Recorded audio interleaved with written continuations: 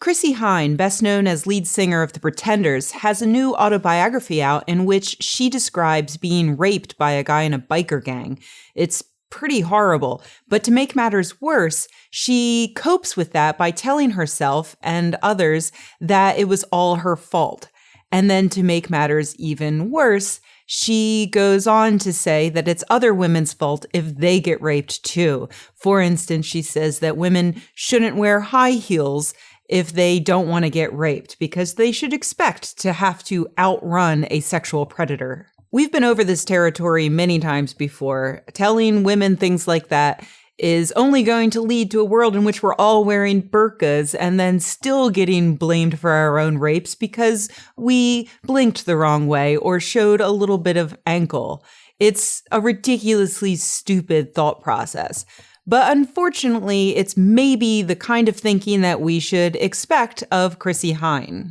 Unfortunately, to get by in a severely misogynistic culture like rock and roll in the 70s and 80s, sometimes it makes it a little easier if you participate in that misogynistic culture as well, by throwing other women under the bus, for instance, or playing the cool girl and pretending that you don't really mind getting groped or raped or ignored in favor of men who are not as talented as you. And if you've been paying attention, you would already know that Chrissie Hynde has already gone on record supporting the existing patriarchal hierarchy.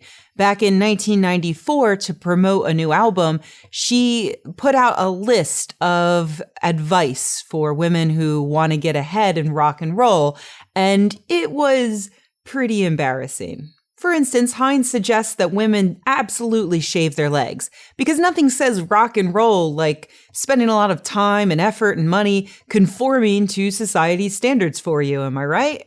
She also suggests that female singers not belt out or screech their songs because that can sound hysterical, which was an absolutely perfect choice of word, considering that that word is based on the sexist idea that women's over-the-top emotions derive from their actual uterus.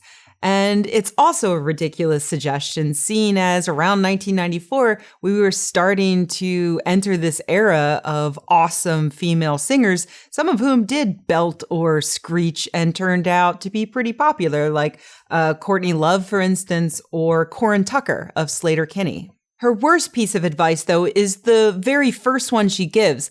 Hynde says that women should just endure sexist discrimination because nothing says rock and roll like just quietly putting up with abuse. All of this reminds me in a really roundabout way of Hillary Clinton. Bear with me.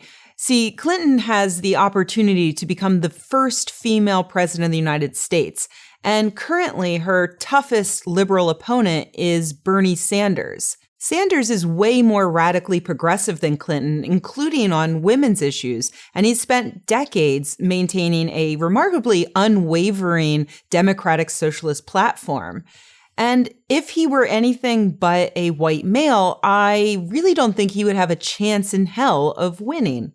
And in a way, I feel like his privileges balance out his quote-unquote extremist for the United States ideology.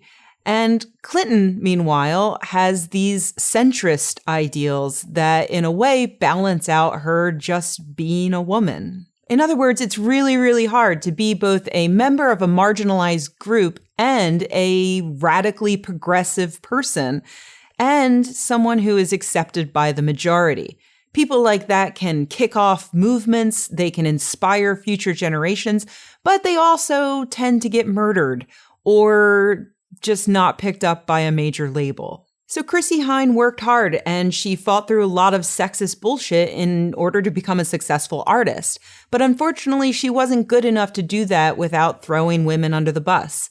And she wasn't strong enough to live through the horrible things she lived through without telling herself that it was her fault. Because there's comfort in that. That is a coping strategy. Telling yourself that something horrible that happened to you is your fault helps you think that maybe you can prevent it from happening in the future.